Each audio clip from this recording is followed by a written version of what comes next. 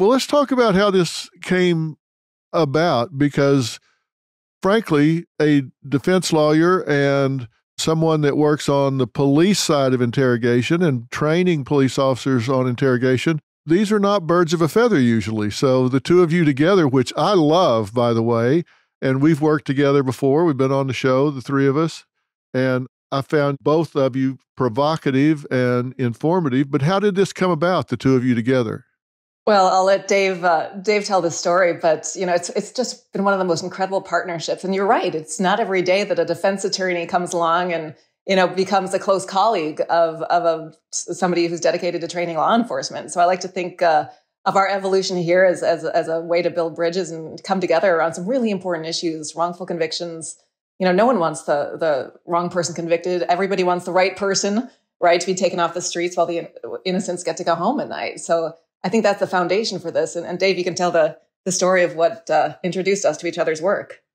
Yeah, and I think there's probably no better time to talk about this. I mean, we're in such a divisive society right now, whether it's politics, criminal justice, or any kind of reform. And, the simple way to put this, and you mentioned Brendan Dassey's name earlier, like most people, I sat and watched Making a Murderer and binge watched it over a weekend several years ago. And I saw the interrogations of Brendan Dassey, and I have the wonderful opportunity to work for an organization that has a platform of teaching law enforcement. And so when I saw what happened there, I kind of recognized that if we don't say anything, that's just as good as us blessing and recognizing that technique was permissible and it's a reliable confession. I didn't believe that. So I had the chance to reach out to Laura and some others involved in the case. And from there, I realized that we're really not on two different sides of the same argument. We're really on the same one. We're looking to make sure law enforcement has effective tools to solve cases and protect public safety. And I think we've actually seen more that we have in common than we actually have apart throughout this partnership. Well, I think you do too. And I said some of this when we've talked before, but I really worry sometimes about the government, and in this situation, prosecutors who do become abusive. I mean that at several different levels, but as I've said before, I think they forget what their job is, and their job is to seek justice, not a conviction. I think sometimes they get into a case and they get involved ego-wise and time-wise and career-wise. They get bought in and they go after a conviction as opposed to a just conviction. So they'll do virtually anything to get that conviction once they start down that path, whether it's just or not. And I can't believe that some of these prosecutors don't know when they've gone past the line and say, I've taken liberties here in getting a confession. I've taken liberties here in getting someone to say something that a reasonable, rational interrogation in the bright light of day with proper support in place would never have been given. Is that a fair statement, or am I being too critical? I think you're spot on. I mean, I think that, tunnel vision is a real thing that sets in, Dr. Phil, when you are in, the position of prosecuting somebody, of telling a story about what it is they did. I think it can be real easy for that tunnel vision to set in, and make no mistake, right? I mean, all of us are vulnerable to that. All of us get wedded to our own narratives. There's no question about that.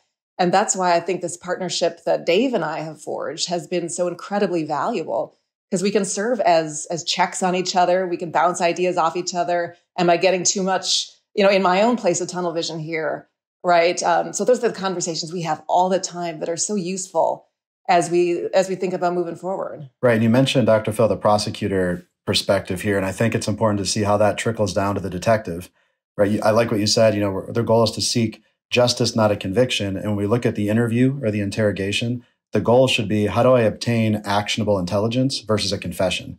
And it's that mindset shift of, let's get rid of this presumption of guilt. And instead, let's enter a conversation with the goal of, let me obtain as much information as possible so that we can further investigate. But, we've got this kind of CSI Law and Order effect where everybody thinks the goal of every conversation is to get the I did it. And in fact, that promotes the tunnel vision that Laura just spoke about. Yeah, I'm always concerned when you look at the evidence and you see there are interrogation methods that are long embraced and used by probably the vast majority of interrogators. They include certain things such as lying to a suspect, misrepresenting evidence, things that have been constitutionally protected in many ways.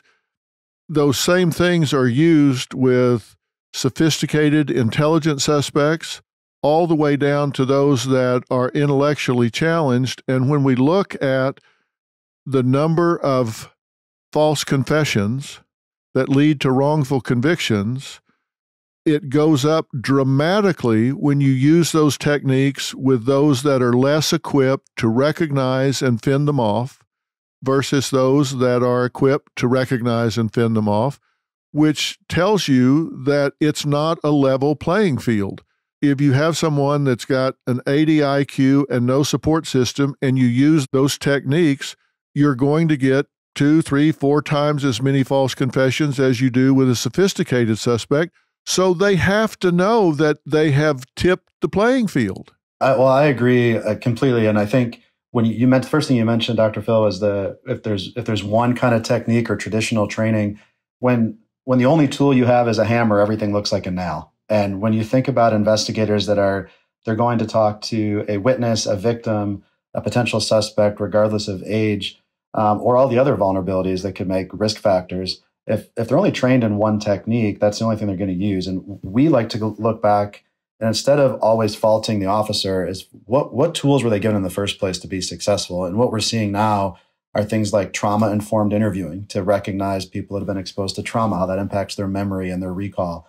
We're looking at the social science of, when we say juvenile or youth, now we're looking at upwards towards the age of 25, not traditionally 18. And I think the more we know that we can educate investigators on, they want to do the right thing, but we need to provide them the tools to do so.